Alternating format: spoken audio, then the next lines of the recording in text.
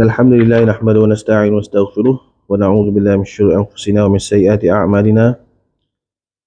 May yahdihillahu fala mudilla lahu wa may yudlil fala hadiya lahu. Asyhadu an la ilaha illallah wahdahu la syarika lah wa asyhadu anna Muhammadan abduhu wa rasuluh. Allahumma shalli ala sayyidina Muhammad wa ala alihi wa sahbihi ajma'in. Assalamualaikum warahmatullahi wabarakatuh. Jadi alhamdulillah, syukur kita kepada Allah SWT. Dapat lagi kita dalam mingguan lah. Hari Minggu, yang mana acara mingguan kita, iaitu sedikit orang kata kata-kata nasihat. Baik, suka saya kongsikan beberapa perkara yang mesti kita ingat dalam hal kita sehari-hari apabila kita nak melaksanakan sesuatu perintah Allah SWT. Dan perintah Allah SWT ni dia akan tergantung dengan keredaan ibu bapa. Hari ni kalau kita bekerja, hari ni kalau kita masih Allah SWT berikan ruang, masih berikan peluang untuk kita ni bekerja, yang mana dalam peluang pekerjaan tadi kita pun sihat, kan? Allah SWT tak uji kita. Sekarang ni ramai, sekarang ni musim-musim yang mana setiap orang dilanda musibah, musibah penyakit dan sebagainya. Kawan-kawan saya pun ramai dah bertemu Allah SWT lah, orang kata telah meninggalkan dunia. Mungkin tak lama lagi giliran kita pula. Apakah bekalan kita? Apakah persiapan kita? Kadang-kadang kita ni lupa, lalai. Sebab tu kalau kita pergi dengar talqin, dalam talqin tu dia akan cakap apa? Kan? Wahai manusia, ingatlah janji-janji Allah SWT, azab dalam kubur ni benar. Malaikat Munkar dan Nakir ni, soalan kubur ni pun benar. Bukan main-main ni. Kita mati kemudian kita dihidupkan semula pun benar. Kita dikira, dihisap amalan kita, minum di kolam air Nabi, minum di sungai air susu, sungai madu, itu semua benar. Cuma apa yang kita dalam hati kita ni cuba menafikan, ataupun kita rasa macam perkara tu tak benar. Ataupun sebab benda yang bila benda yang tak nampak ni, bila yang benda yang tak nampak ni, kita akan rasa macam susah nak terima. Itu manusia, standard manusia. Saya kalau orang cerita-cerita dengan saya, tak ada bukti, kita pun tak percaya. Mahkamah, kalau undang-undang dunia pun, dia kena ada bukti juga. Tapi dengan Allah SWT ni, kita kena betulkan dalam hati kita, yang mana Allah SWT ini ada. Sebab tu dalam kita punya sesuatu perkara, kita jangan menyalahkan, ataupun kita jangan melihat pada perkara yang luar, ataupun perkara yang orang kata kita menghukum sesuatu. Kita jangan menghukum sesuatu benda melihat pada peluaran seseorang. Jadi sebab itulah kita ni, kalau kita pada pagi hari ni Allah SWT masih bagi yang kita nasihat di atas nikmat dia, orang lain semua diuji sakit, maka kita kena bersyukur. Kerana dengan kesihatan tadi ni kita dapat meneruskan hari-hari kita seperti biasa. Ya betul, zaman hari ni kalau kita orang nak kaitkan cerita ni, dengan hari-hari kemusnahan dunia, biasa orang macam tu, dia akan kaitkan. Hari ni orang kata ada analogi, idea-idea barat lah, orang kata kaitkan COVID ni dengan macam-macam lah ideologi. Tapi kita, bagaimana kita punya ketetapan kita kepada Allah SWT. Sebab hari apa yang kita lakukan pada hari ni, seperti ulama' ni lebih tahu, kan? Kita kena banyak dengar kisah-kisah sahabat dan juga ahlullah. Maksudnya kisah-kisah sahabat dan juga ahlullah ni, sampai satu masa kita sendiri yang akan mencari-cari.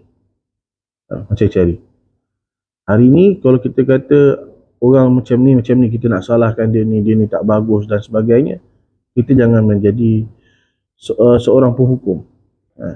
Sebab apa? Sebab banyak dah kisah yang mana apabila dia menghukum seseorang kat dunia, maka akhirnya nanti dia sendiri yang akan melakukan perkara tersebut. Ada redha ibu bapa. Kerana redha Allah SWT ni terletak pada redha ibu bapa kita. Ibu bapa kita hari ni membesarkan kita, sebab itu kita ni dituntut untuk doa. Allahumma ighfir lana dhunubana wa liwalidina warhamhum kama rabbawna shighara. Yang mana kalau kita tak boleh bahasa Arab, kita doakan bahasa Melayu. Ya Allah SWT, kasihnya, ampunilah kedua ibu bapaku, kasihanilah kedua ibu bapaku seperti mana mereka mengasihi aku sewaktu aku kecil. Kita kecil-kecil dulu, kalau ada yang tuan-tuan yang ada anak-anak kan, kita akan rasa macam ni lah aku dulu. Kita tengok anak kita nakal, macam ni lah kita dulu.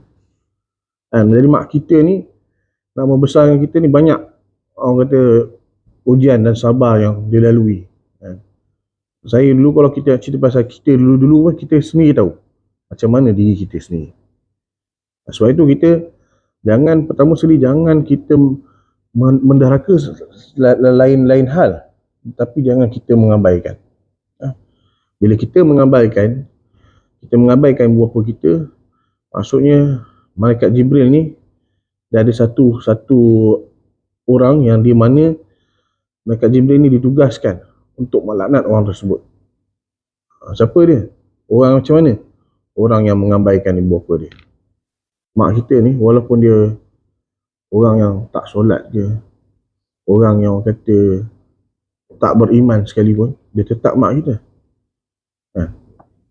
Dia yang mengenai hal dia tak beriman, hal yang dia tak solat tu, dia dengan Allah Ta'ala, mak kita dengan Allah Ta'ala. Tapi kita dengan mak kita macam mana? Sebab tu kita jangan mengabaikan. Tuan-tuan, ada, kalau dalam kiraan gaji kita per bulan, dia ada kiraan zakat dia, 2.5 daripada gaji kita itu adalah zakat. Contoh. Jadi kita ni ambil bahagian dari ni, bagi mak ayah kita, ataupun kita lebihkan. Janganlah kita ambil betul-betul 2.5, ambillah 10% ke daripada gaji kita untuk mak ayah kita, supaya kita ni tidak mengabaikan dia. Bagaimana dia keluarkan belanja kita waktu kita kecil dulu, sekarang ni waktu kita pula membalas budi baik ibu bapa kita. Dan gedung untuk kita masuk syurga adalah ibu bapa kita. Kita pergi kerja, hari ni kita pergi kerja, mak doakan saya mak, doakan saya pergi kerja. Hari ni berapa ramai yang minta doa pada mak ayah, minta doa pada mak ayah supaya berkati pekerjaan kita. Mungkin sebab dengan mak ayah kita punya doa, kita pun akan dapat, orang kata, banyak lagi peluang pekerjaan, ataupun mungkin ada peluang kenaikan bonus kan. Kena cakap dengan bos kan. Mana kita tahu kita dapat buat bonus lagi dan sebagainya. Jadi sebenarnya doa daripada ibu bapa kita ni sangat penting. Sebab tu kalau kita ada telefon mak ayah kita, percakapan kita akan cakap apa? Mak, Assalamualaikum mak, mak sihat ke? Akhir sekali cakap apa? Mak doakan saya mak. Akhir sekali penutup. Pendek je. Mak doakan saya mak. Ringkas je. Dan waktu kita pun matikan panggilan. Yang penting kita ada tulis doa kat saya. Saya kongsikan tips lah, ada beberapa perkara. Pertama dia, saya kalau jumpa orang alim ya, ataupun jumpa sahabat-sahabat yang baik daripada kita. Sebab sahabat-sahabat Nabi ni, walaupun diorang ni ada 99 kebaikan, dalam diri dia ada satu keburukan. Sahabat Nabi tak akan berbangga dengan 99 kebaikan dia. Tak akan berbangga sikit pun. Daripada 99 tadi ni, tak akan bangga dengan dia punya kebaikan tadi. Tetapi satu keburukan tadi ni, sahabat Nabi akan cuba untuk perbaiki satu keburukan tadi. Hari ni, kita, kalau kata ada 99 kebaikan, maka 99 kebaikan tu lah kita nak tonjol kepada orang. Kita nak pamer kepada orang. Ada satu kesalahan, tapi kita tak berusaha untuk perbaiki kesalahan. Itu beza kita dengan sahabat. Tapi macam mana kita nak jadi macam sahabat ni? Maka banyakkan dengar cerita-cerita para sahabat.